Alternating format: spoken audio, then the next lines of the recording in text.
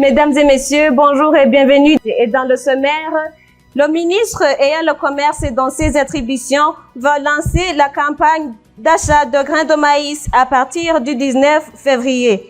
Et dans certains établissements de mairie de Bujumbura, les programmes scolaires ne se déroulent pas mieux à cause de la conjonctivite virale. Les détails dans un instant. Et comme je viens de le dire dans le sommaire, le ministre ayant le commerce dans ses attributions va lancer la campagne d'achat de la production des grains de maïs à partir du 19 février. C'est le reportage de Benoît Sindaïgouagne. À partir du 19 février de cette année, il est prévu dans tout le pays l'achat de la récolte des grains de maïs à 1700 francs au kilo qui sera effectué par le centre Anagesa. Cela ressort dans un communiqué du ministère ayant le commerce dans ses attributions. Igihe cyo gutangura kugura no kwegeranya umwimbu w'ibigori ni kuva ku munsi wa Depuis le 19 février de cette année, c'est le début de la campagne de collecte et l'achat de la récolte des graines du maïs. Cela sera sous la responsabilité du centre Anagesa chargé de la collecte de cette récolte et cela se fera à travers tout le pays et les cultivateurs sont interpellés à mettre sur le marché les graines du maïs bien séchées et propres.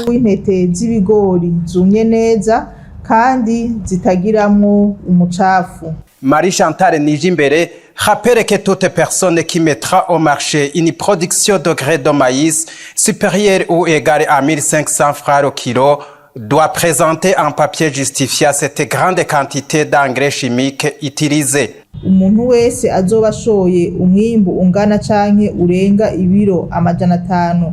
Toute personne qui aura vendre la récolte supérieure ou égale à 500 kg de graines du maïs devra présenter une attestation justifiant l'engrais chimique utilisé du fait que l'achat de ces derniers nécessite une autorisation spéciale. Néanmoins, au cas où cette personne aurait utilisé du fumier local, il est demandé que le chef culinaire aussi que le technicien agricole de cet endroit reconnaissent par leur signature devant le nom dans l'optique d'authentifier l'utilisation du fumier local par cet agriculteur. Uwo murimyi akoresha umwavu w'ikirundi canke uwundi mwavu. Pour éviter qu'il y aurait une spéculation, tout un vendeur de sa récolte doit s'inscrire dans un registre et veiller que l'argent mentionné est proportionnel à la quantité vendue avec un récit à l'appui. Et dans le domaine de l'éducation, les programmes scolaires ne sont pas en train de se dérouler mieux à cause de la conjonctivite qui se manifeste ces jours-ci dans la mairie de Bujumbura. Suivant Gérard Nishimye. La flambée de cas de conjonctivite virale qui se manifestent presque partout dans la société burundaise fait que les programmes scolaires n'avancent pas convenablement. Les élèves affectés sont pour le moment privés de suivre les études. Les directions de ces écoles alertent. À notre école, il y en a des élèves qui souffrent de cette maladie. Pour empêcher la contamination, on a pris la décision que les élèves qui souffrent de cette maladie restent chez eux et qu'ils ne viennent pas à l'école pour donc contaminer les autres. Il y a des perturbations, surtout les évaluations éventuelles. Vous savez, nous sommes presque à la fin du deuxième trimestre. Il y a aussi des enseignants qui souffrent de cette maladie. Donc, pour dire que les cours n'avancent pas normalement, ce que je peux lancer au ministère de la Santé publique, c'est de trouver une solution durable à cette épidémie. Certains élèves s'absentent suite à cette maladie. Il y a aussi des enseignants qui ne se présentent pas car ils sont malades. C'est une problématique majeure à tous côtés. Il faut une campagne de lutte contre cette épidémie pour que les activités continuent comme il faut. De l'autre côté, à l'école technique secondaire de Kamenge, à régime d'internat, la vie scolaire et sociale continue sans défi malgré les cas de contaminés. Nous constatons qu'il y a quand même une centaine de cas de maladies de peau des élèves. Vous constatez quand même que les activités, ça continue normalement, mais quand même les problèmes, il y en a. nous avons fait un travail de visiter et de faire des descentes dans toutes les salles de classe pour mobiliser et pour conseiller nos élèves malades pour qu'ils puissent quand même prendre des médicaments. La situation est comme telle, alors qu'il reste seulement 2 semaines pour que les examens du deuxième trimestre de l'année scolaire 2023-2024 débutent. Les habitants de Gikoto de la zone Musaga, commune Moura, à mairie de Bujumbura, se disent inquiets des ravins qui menacent leur ménage. Ils invoquent le secours du gouvernement avant qu'il soit trop tard. Suivant Patrick Hatangimana. La population de Gikoto, en zone Musaga, commune Muha, à mairie de Bujumbura, s'inquiète des ravins qui s'aggravent du jour le jour et menacent les habitations environnantes. Urabona dufise imiryango, dufise amashuri ngaha hino no hirya, aha turara ntibucya. Ces ravins menacent nos ménages ainsi que des bâtiments scolaires. Nous sommes inquiets. Nous risquons d'être des sans-abri. Anaho mudusize ure turiko tanguye kubundabunda tutagira iyo tuza tagira icefo cya ruguru. Hamaze kugenda amazu atagira igitigiri. Beaucoup de maisons sont détruites. D'autres sont en cours de démolition. Si rien ne se fait, la situation peut devenir dangereuse le jour où cette pylône sera touchée. Yerugero rutsinga rw'intuze rwa hotetation. Murona rwashikiriwe. Imanga twebwe nuko turarishinga. Nkuko bavuze amazu menshi amaze kubamagurika. Plusieurs familles ont fui les lieux. Il manque même où loger les matériaux. Amabati baba bayabika babomoye amatafari nkuko nyene. Il demande au gouvernement de revenir en aide avant qu'il ne soit tard. Twasaba ubutabazi cyo cambe tubona ngahaye kuko urabona ibarabara ryashikiriwe. Nous invoquons le secours car bientôt la route et le poteau électriques seront touchés, y compris cette école. Hirya y'ejo masho usanga ryabomotse canke iki. Tosaba leta y'u Burundi nukuri n'umuvyeyi atwibukaho tugeze azoze nawe akubitireko. Turasabye nukuri hino no hirya badodore badutabare. Que le gouvernement vienne voir. Nous n'avons nulle part où aller. La plupart des habitants d'ici, nous y avons agrandi. Que les responsables écoutent nos lamentations. Kuriye niho twagiye abatama bacu niho badukuye niho twagiye none twoza muraraba nukuri mudutabarize mudodore nukuri aya majambo agere kure. Il y a presque 4 ans, ce glissement de terrain ravage plusieurs maisons de cette localité malgré les initiatives de protection mais en vain. Continuons sur la page sociale. Les habitants de la mairie de Bujumbura ne comprennent pas le fonctionnement des sociétés chargées de collecter les déchets. Ils disent qu'ils continuent de payer de l'argent alors que les déchets restent dans leur ménage pendant un long moment. Allez, Loris Ndongodi. Les habitants de différents quartiers de la mairie de Bujumbura sont alertés par le fonctionnement des sociétés qui œuvrent dans la collecte des déchets. Dans certains ménages, devant certains bars et restaurants, s'observent toujours des dépôts de déchets qui tardent à être récupérés jusqu'à ce que des articles commencent à s'en sortir alors que ces personnes ne cessent de payer ces sociétés. Ici à Buiza, avant on payait 3 000, mais aujourd'hui le prix est monté à 4 000 pour le transport des déchets à chaque fois que ces derniers sont collectés. Normalement, les déchets sont collectés 2 fois par mois, mais il y a 2 fois que tout un mois peut s'écouler sans que les déchets ne sont pas transportés, ou même, dans certains cas, les déchets sont transportés chez les voisins, mais pas pour nous.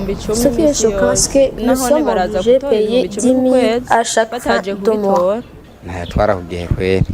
Ici, les déchets ne sont pas transportés parce qu'il y a toujours des dépôts de déchets que nous collectons et restent devant nos portes pendant un long moment.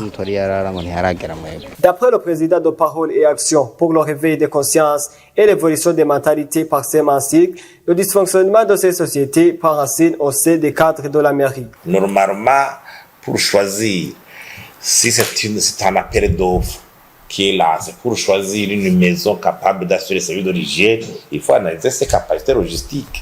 Mais aujourd'hui, on constate qu'il y a des maisons qui ont été recrutées qui sont obligées même de louer les véhicules pour le transport des charges pour embarquer ces déchets vers les dépotoirs. qui sont été choisis comme donc les dépotoirs pour ces déchets. J'imagine que quelque part il y a la corruption. Implanter ces sociétés de collecte de déchets est une excellente idée, mais le fait d'assurer un suivi et un contrôle rigoureux serait un atout important dans le domaine de la santé pour la prévention des maladies des messades.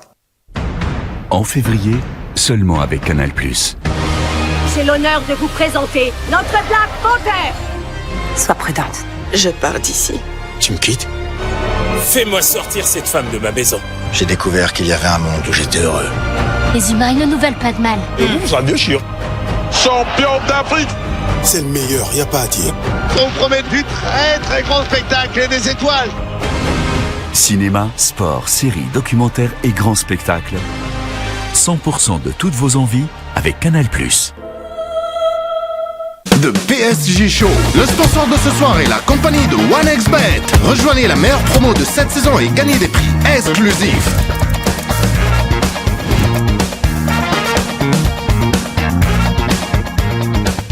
The PSG Show. Milan Skriniar attrape des flèches. Nouvelle sportive de Nuno Mendes. Achraf Hakimi avec ses nouveaux tours. Bienvenue à notre coach Marco Asensio. Et l'irremplaçable Marc Guiro. Le sponsor de ce soir est la compagnie de 1xBet. Rejoignez la meilleure promo de cette saison et gagnez des prix exclusifs.